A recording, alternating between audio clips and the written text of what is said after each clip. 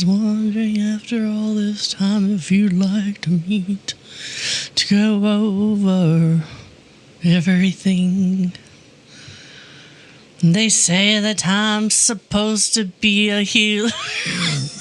I don't know those words. Let's move on, shall we?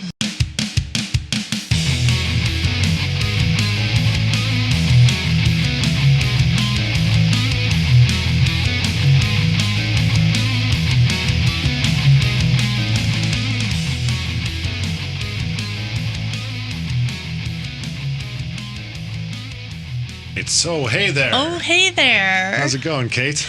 I'm good. How are you? I'm doing well. Welcome to History Buffoons. Yes. Yeah, we are two buffoons that don't know anything about history. We sure do try. You know, we do our best, and we just hope that some people also learn something along the way.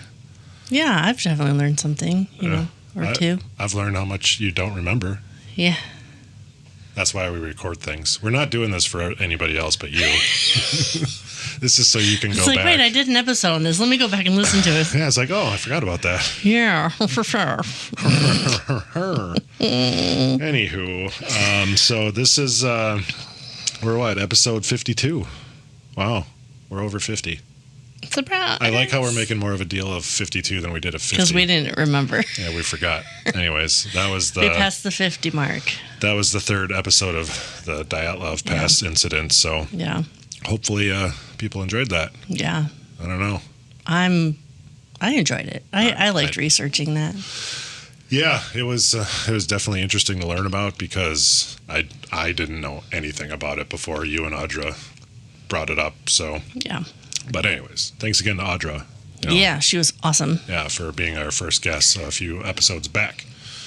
Anywho, so we would stated a while back. Yeah, that we went to Ohio, and on our way back we grabbed a couple beers from the states we went through. So we got the first one was from Ohio that we tried first. Mm-hmm. This one's from Indiana. Sure is Fort Wayne. Fort Wayne. So at one point, Nathan actually interviewed for a job in Fort Wayne. I think you had told me that. Yeah. Yeah. Yeah. We weren't totally upset about it because we were still kind of within driving distance of his grandfather.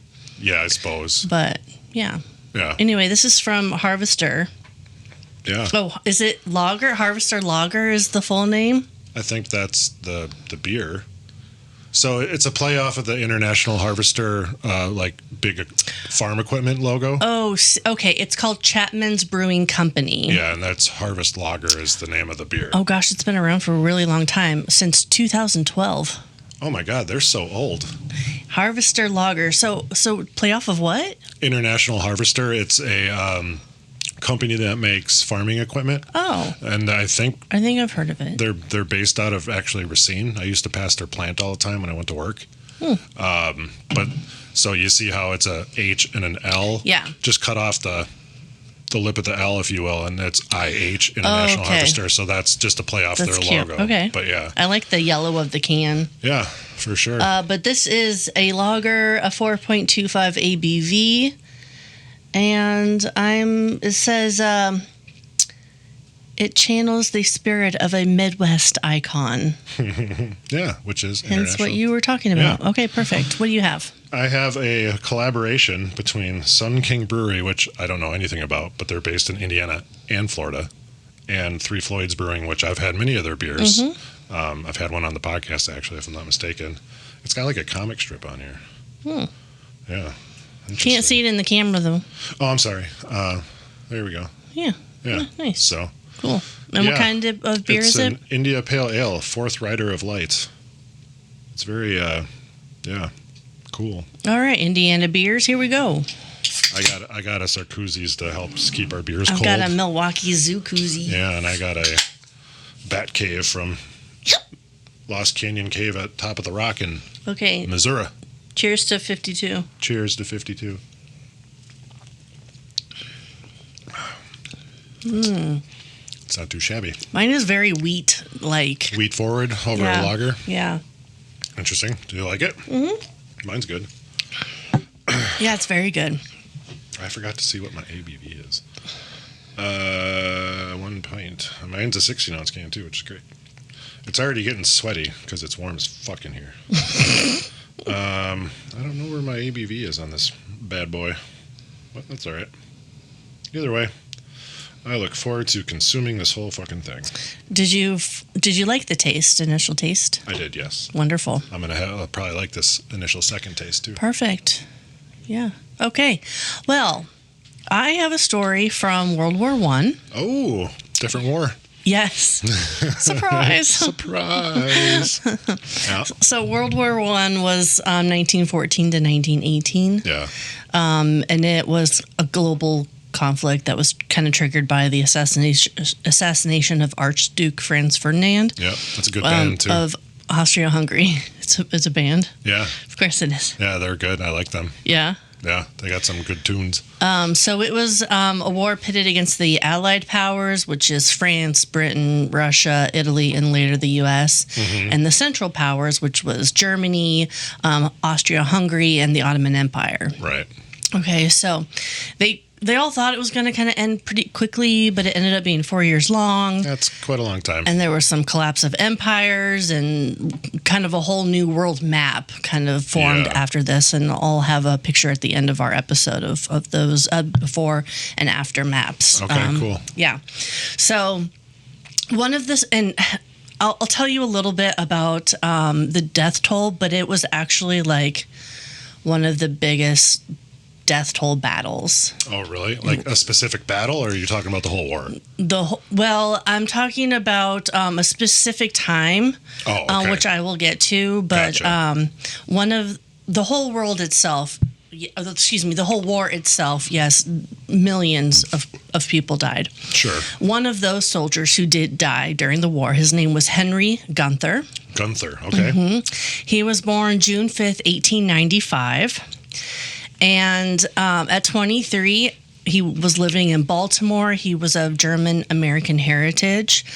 His parents were children of German immigrants. Sure. Okay, so he's very freshly American-German. Yeah. And he was living in a part of Baltimore that was heavily influenced by German immigrants as well. Okay. He worked as a clerk and a bookkeeper for the National Bank of Baltimore. So just kind of a regular chap, right? Sure. He actually did try to avoid being enlisted because of his background. Oh, it's like a conflict of interest kind of thing? Yeah. Since the U.S. was kind of against Germany and that whole thing, but he ended up being drafted. Okay. But not until June or July of 1918.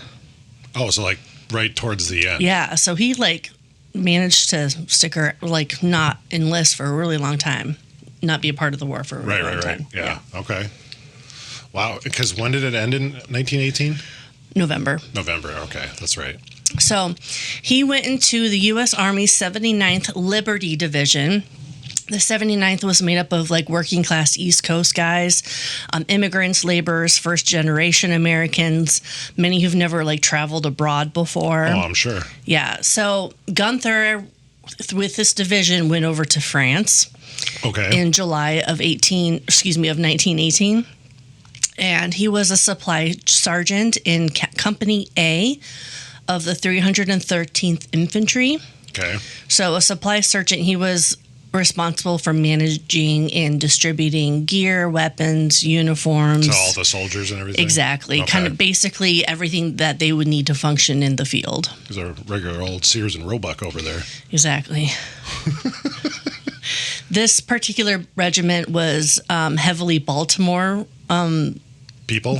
Okay. So they called it Baltimore's own. Oh, okay. Yeah. So did he know any of the other people that he was in the regiment with, or no? I'm not sure. Okay. But he does bring up a friend here pretty quickly. Oh, all right. So Gunther's unit participated in and I'm so sorry, there's a couple French words in here, and I'm going to butcher them, and my apologies. It wouldn't be a History of Buffoons episode if you didn't butcher at least 1 to 3 words. I know. So hopefully only that many. Let's not get carried away. Gunther participated in the Meuse Agun offensive. Okay. It is a Meuse River and the Agun forest. Oh. Okay, so they just kind of combined the two areas. Sure. It occurred between September 26th through November 11th, 1918. And it's in like the northeastern part of France. So literally like at the end of the war. Yes. Wow. Yes. Okay. So it was primarily the U.S. and French forces versus Germany forces. Yeah. And the point was to kind of push through the German defenses and cut their main rail line and force Germany to request peace, essentially. Okay. So the main rail line through Sedan, France, or American. I think you're close enough. I mean, again, we're not French, so sorry for any French people that probably are not listening to this. So, Al, you're not French, right? So that was like a critical German supply route during World War I. It was connected to the Western Front with Germany's heartland. Okay. And it allowed the movement of troops and ammunition and supplies and stuff like that. So they were trying to like cut off that main supply chain. Okay. And it was part of the final like Allied push to end World War I. Right. So the battle was intended to break up Germany's last defensive barrier. Okay. It was called the Hindenburg Line. Why was it the Hindenburg Line? So it was a massive network of bunkers, trenches, barbed wire, machine guns, and basically it was like their front line that they could retreat behind. Sure. And it was miles and miles and miles long. Could you imagine being the people who were tasked with digging those trenches? Yeah. Because I mean, trench warfare in World War I was huge. Yeah. And like you've seen some movies, obviously more or less, but that would suck. Yeah. And life in those trenches was fucking hell. Yeah. Yeah. So it stretched across northern France from the northwest of Verdun up towards Belgium. And like I said, it was a way for them to like fall behind that line as a part of protection. Yeah. So as I said, like this is a forest area. So there was really thick forest and like kind of a hellscape type terrain. There was constant like rain and mud making movement like nearly impossible during this time. Keep your socks dry. Yeah. Oh. Supply lines were a mess. Yeah. Communications often broke down. That's a really good Led Zeppelin song, Communication Breakdown. Fucking love that song. So weird. It's a good song. So the length of this offensive lasted 47 days. American troops that were engaged was about 1.2 million. Wow. So overall, between the Allied forces and Germany, over 300,000 people were either died or wounded. Had either died or were wounded. Sorry, I couldn't let that pass. So this was That's a lot of people. This was the deadliest campaign in World War I? Yes. Okay. More than D-Day, which was like 15 to 20,000. And Battle of the Bulge, which was 150 to 200,000. Wow, that's crazy. Yeah. Okay. Yeah. And it lasted 47 days. That's a long time. Because you said September 26th to November 11th? And is November 11th the last day of the... And that's why it's Veterans Day, right? Yeah. If I'm not mistaken? Yeah. It's because of World War I? Yeah. So that's the day I started my first day in the beer business in 2002. But that's my sister's birthday. Well, happy birthday. She never got cards on her birthday. It was always an American holiday. I always feel sorry for her about that. Well, you know, at least she had her own holiday. She did. Anyway, in September 1918, Gunther, remember Henry Gunther? I do remember him. Yeah. That's what we're talking about. Yeah, he wrote a letter back home to a friend. Okay. And he complained about the conditions of army life. Well, I mean, I can't imagine it was glamorous. Yeah, no, he was like, it's chaotic, it's muddy, I'm dirty all the time, I'm wet all the time. I can't imagine showers were readily available for them. Probably not. So, I mean... No, trenches. Yeah, trenches don't have built-in showers. And or toilets, for that matter. Nope. No latrines, if you will. The whole thing's a latrine. He told his buddy, do not enlist. Do not come over here. For the love of God, man, don't do it. It's awful. Yeah. But... He did anyways? Thanks to the espionage of the Espionage Act of 1917. Okay. His letter was intercepted by a censor. Okay. And the letter was deemed violated essentially wartime censorship laws under this Espionage Act.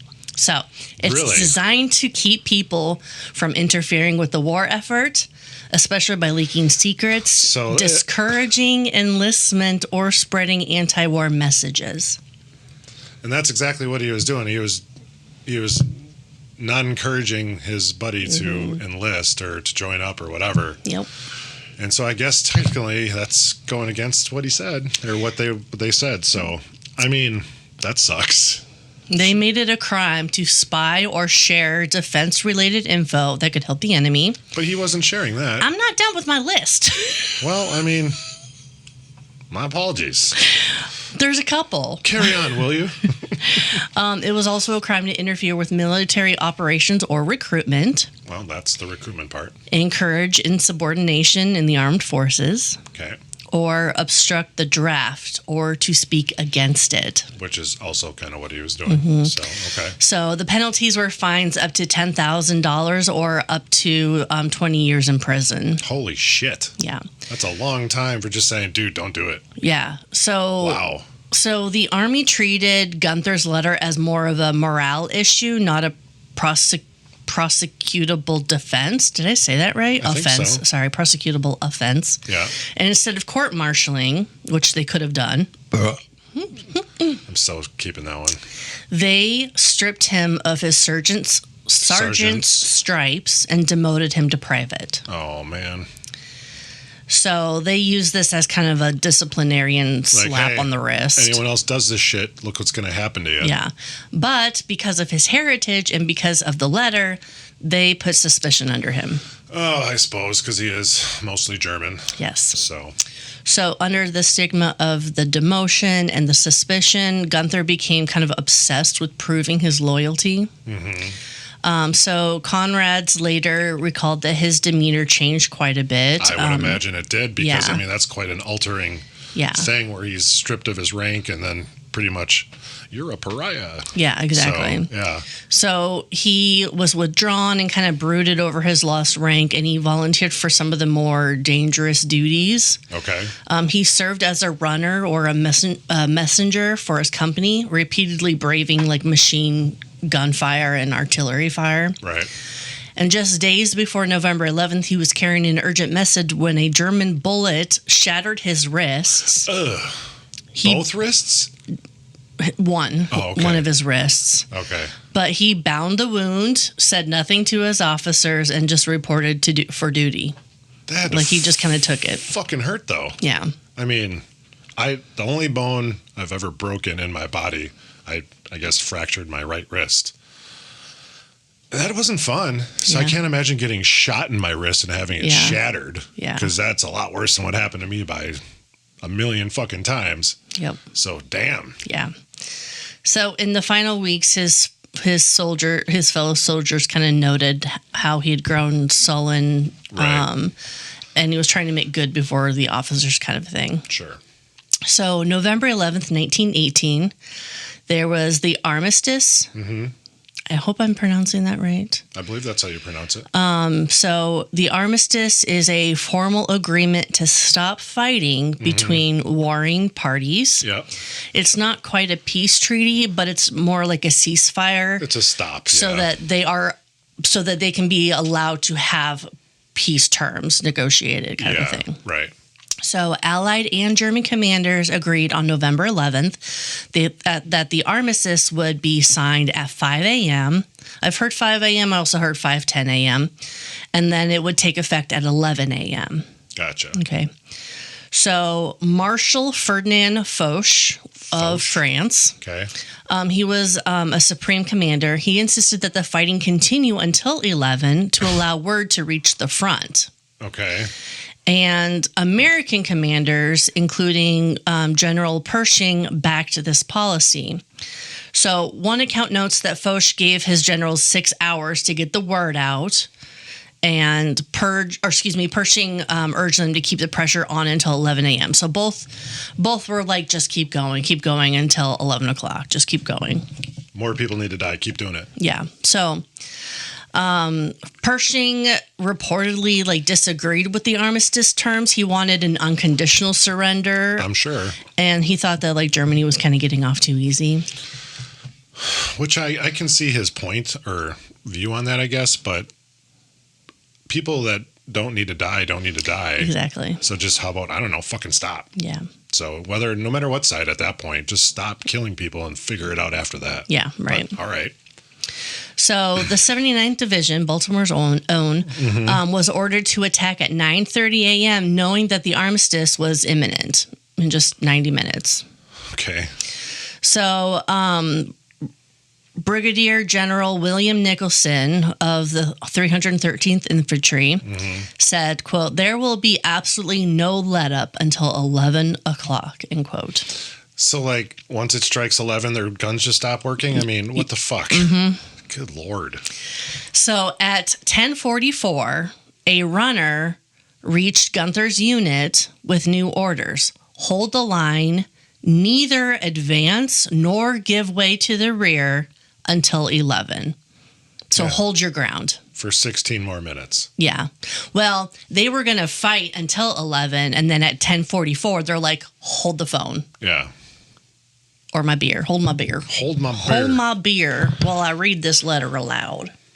Aloud. All of a sudden, we're Southern.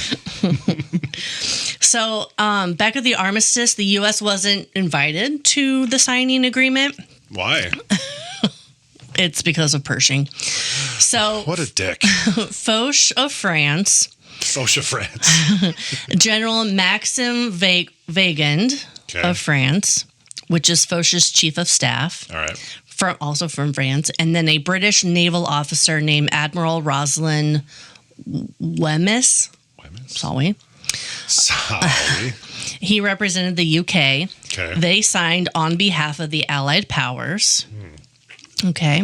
All right. The Central Powers were a German civilian representative and 2 German military officers.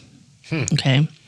So France and Britain were running the negotiations, and they wanted to kind of wrap things up quickly. Well, yeah, they wanted to stop this. Yeah, and the U.S. was a major player militarily, but they didn't think as much diplomatically. Sure. Kind of still the new kid at the table because they came in so late. New kid at the table. So if Pershing wasn't in the room, they could actually get on with the signing because Pershing was against the armistice, and he wanted to fight it. Let's just fight another week and just see what happens. Why do you think he wanted to do that? I guess. Know. What was just... He's a story for another time, I think. It might be because, apparently he just wanted to kill people. Yeah. Because that's all he's doing. And the problem is he's not just killing the enemy. No. He's killing his own people, too, by staying in the fight. So it's come on, man. Yeah. So he wasn't invited. I don't see why not. Yeah. Because what a dick. So as Gunther's unit approached a municipality called Chaumont devant Deonvivier. That's a mouthful. Damn. I feel like you did a pretty good job on that. Whether it's right or not, I don't know. I don't know. So, well done. On November 11th, they approached this municipality, and Gunther saw a German machine gun post directly ahead. Oh, shit. According to a more contemporary or post-war account by Private James M. Kane, German crews on a nearby roadblock had fired warning shots and then ceased, apparently waiting for the armistice. Oh. Okay. Okay. So they probably also got word of the ceasefire at around 10:44-ish, give or take. Right. So they stopped. Wow. So we're not really sure what happened, but Gunther suddenly rose up and announced that he would take the machine gun nest. But why, man? You're not supposed to. You're not supposed to advance. I know. He wants to prove himself. Yeah, because he kind of got shunned. But, dude, you're supposed to wait. To prove yourself would be to, I don't know, listen to orders? Yeah. But, and his comrades warned him the war is going to be over in minutes. Comrades, are they Russian now? Comrades. I'm kidding. Comrades. Yeah, comrade. Is that Russian? No, it's. That's what Russians say all the time. Comrades? Yeah. Well, I learned something today. Unless I'm wrong. I always remember everything I see with Russians. They always say comrades. So we'll look it up later. Okay. Not right now. But he did arm himself, but some accounts kind of differed in what he armed himself with, whether it was his Browning automatic rifle or a fixed bayonet. He charged alone towards the Germans. Dude. German soldiers, waving their hands and speaking in broken English, pleaded with him to stop. Go back. The war is over, man. But he continued forward. Okay. Gunther ignored orders to stop. He fired at the Germans and kept coming with them with his bayonet or his rifle. Yeah.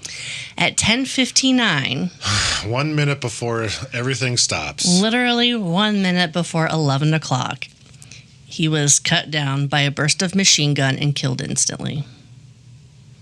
And then, of course, within seconds, everyone stopped. Why, man? Eyewitnesses from both sides testified that the Germans had tried to restrain him. For sure. Yeah. And after 11 o'clock, German troops came out with a stretcher, carried Gunther's body back to the American lines, even potentially shook hands with the U.S. soldiers, obviously stunned. Pleased to meet you. Yeah. But they explained they only shot him in self-defense, essentially. Well, you can't fault him. No, I mean, because he went rogue, more or less. He did. To try and prove himself when, dude, you just had to stop. Yeah. For the love of God, fucking stop. Yeah. You get to go home soon. Yeah.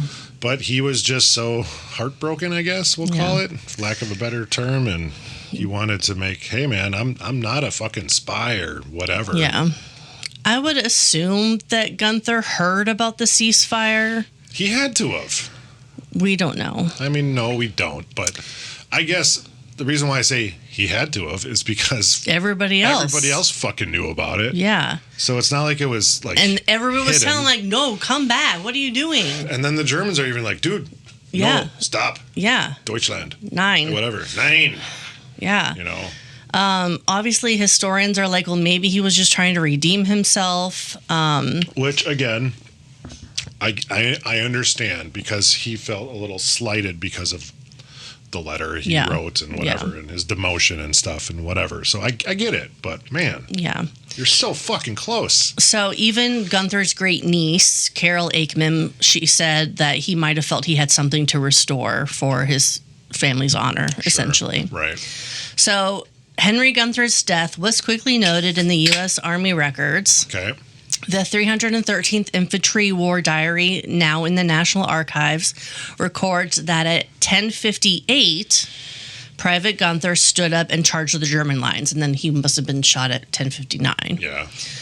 Archival documents include a telegram confirming his death and even a handwritten note of the time. Okay. His family requested that his body be sent home, and in 1923, Gunther's remains were returned to Baltimore for burial. General Pershing, that douche canoe, formerly recognized Gunther in his end-of-war report. Pershing's order of the day identified Henry Gunther as, quote, the last man killed in World War I, end quote, among U.S. troops. So it wasn't anything good. It was just literally a statement of truth. It was a statement of what happened that day. Okay. Yeah. So official casualty lists show that November 11th actually saw an unusually high toll. Isn't that funny when that's supposed to be the day everything stops and then they like, no, let's fight for 6 more fucking hours. Yeah. Or 5 hours and 50 minutes, depending on what you read. Yeah. And it's like, it's one of the higher death toll days. It's like, come on, man. You're supposed to be fucking stopping. What the hell? So nearly 2,738 Allied soldiers, including 320 Americans, were killed that day. Holy shit. In the 6 hours after the armistice was signed. Isn't that wild to think about? Again, from what I just said, it was supposed to end. Yeah. And if douchebags like Pershing, right? And whoever just would have said, no, let's not wait till 11. It's fucking done at 5 o'clock or 5:10. Yeah. All those people would have been alive to go back to their families and or whatever. Yep. But yet, no, let's extend this a little bit longer. And now those people died. Yep. Gunther would be alive well, not today, but yeah, he would have been able to go back home and whatever. Yeah. So how old was he? I'm sorry, he was born in 18 what? He was 23 in 1918. Okay. So within months, Gunther's rank was restored. Oh, really? And he was awarded honors. In 1923, the War Department posthumously reinstated him as sergeant and awarded him the Distinguished Service Cross for exceptional bravery. Because he ran at the Germans? Yeah, I mean, he did other, like, dangerous things to try to prove himself, so... I mean, sure. His Baltimore funeral in 1923 was attended by family and city officials, and his gravestone in Most Holy Redeemer Cemetery Okay. in Baltimore bears this inscription, quote, highly decorated for exceptional bravery and heroic action that resulted in his death 1 minute before the Armistice, end quote. And that's the story of Mr. Henry Gunther and the end of World War I. The last person to die in World War I, basically. Yeah. As far as you know. I mean, there could have been other parts of it. Yeah. But it sounds According to Pershing, it was the last U.S. troop. U.S. troop, yeah. I suppose that's even more accurate. But damn, I mean, what a way to get remembered. Be the last person killed in the war. Yeah. That's wild. Yeah. Well, sorry, Mr. Gunther, that you had to try and prove yourself. And I don't know, could have just fucking stopped. Yeah. You want to learn some idioms? I do. All right. It's been a second. It has been a second. I feel like it's been a long second, actually. Yeah. Let me try and not make a too minute, much. Perhaps? It's been a long minute. A New York minute. Wait. All right. New York. Don't start singing that song. Fuck Alicia Keys. I like that song. Oh, I think she's a great singer. You can like it. I'm sick of that song. I know you want to zoom in. I believe in me. There we go. All right. This one is from you. Oh. You gave me this one. Mm-hmm. I mean, I've heard it before, but you... Goddamn cord. You gave it to us for the list. Okay. So, the idiom is, get out of Dodge. Oh. All right. Yeah. It's got a very specific and traceable origin. Awesome. And it's a little more recent than many, of course, older idioms. So let's get into it here. The origin is from the TV show, take a guess. What year?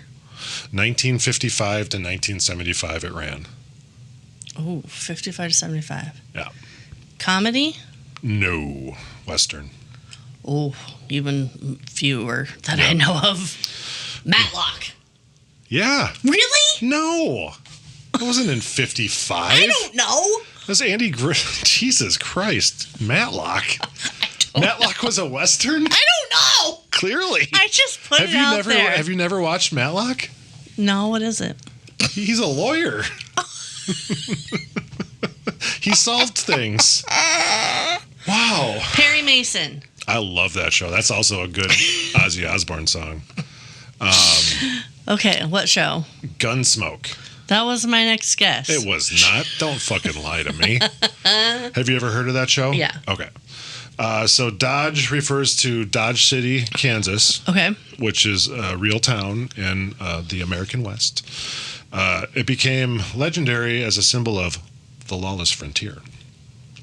So Dodge City was a wild place in the late 1800s. It was a booming cattle town and railhead, infamous for gambling, saloons, brothels, and gunfights.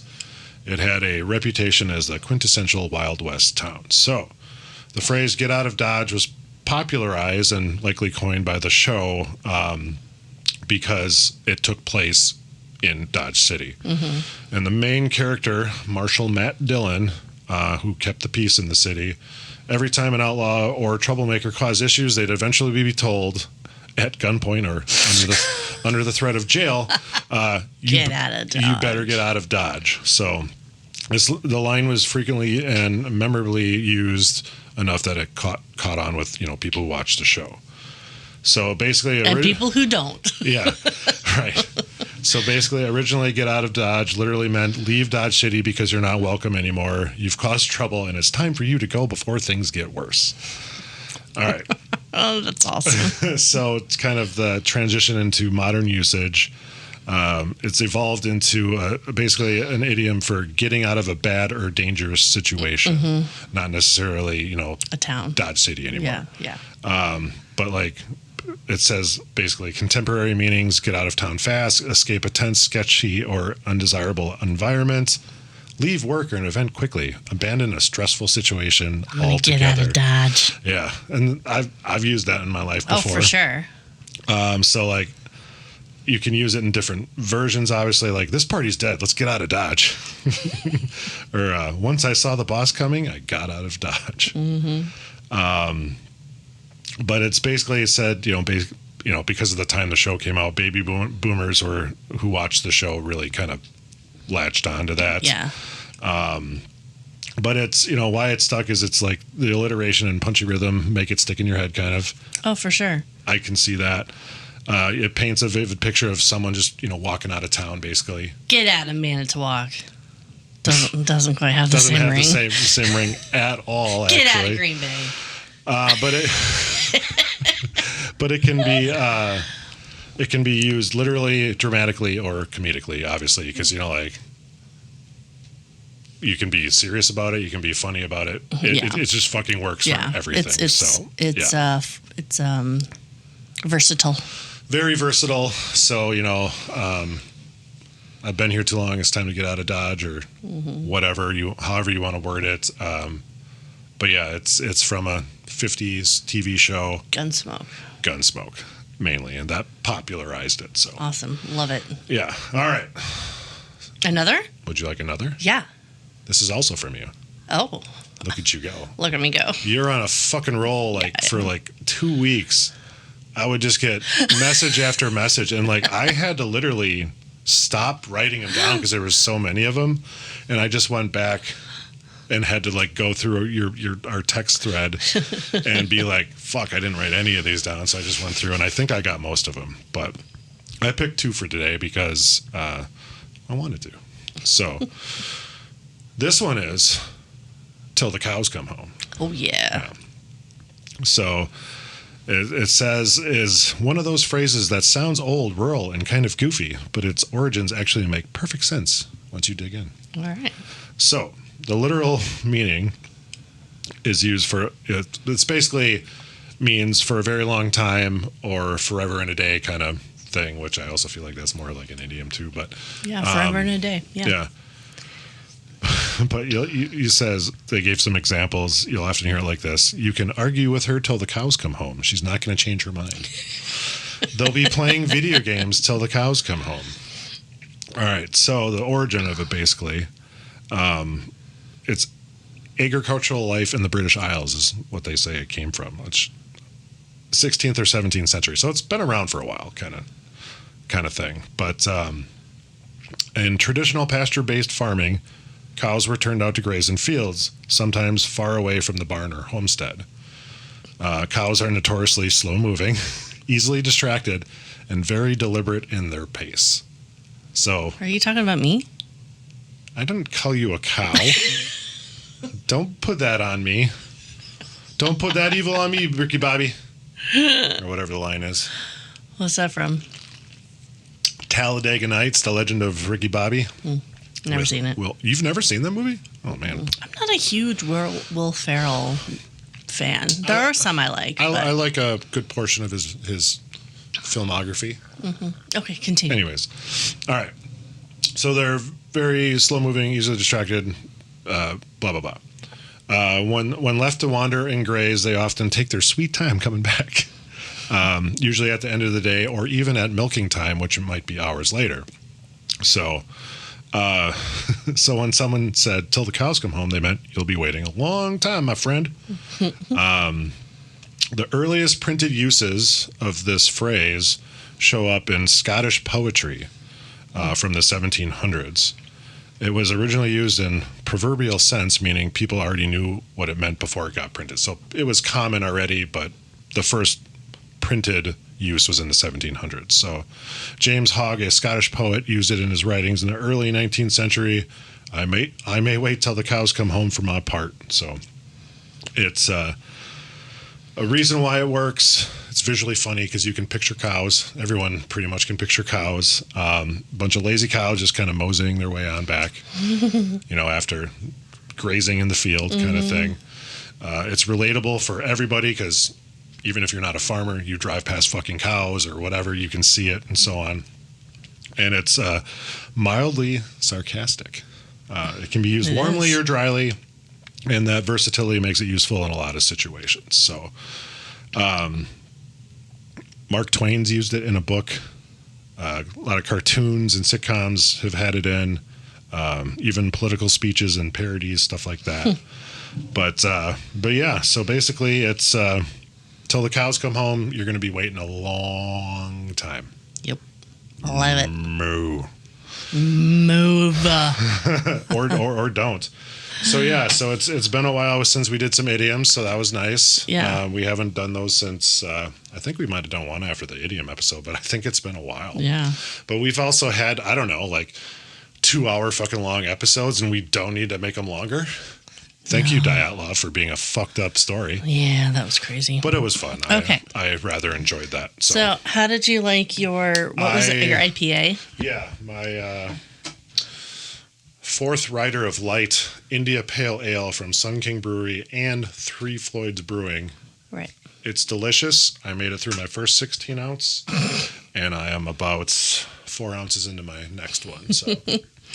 I also enjoyed my Harvester Lager by Chapman's Brewing Company. Yeah. I have not opened my second can because I'm not done with my first. Well, I always bring two just in case, and I know for sure. I know for you it's hard because you're doing a lot of the initial talking and whatever, so I get it. But I always bring us two just to be safe because, well, you get thirsty.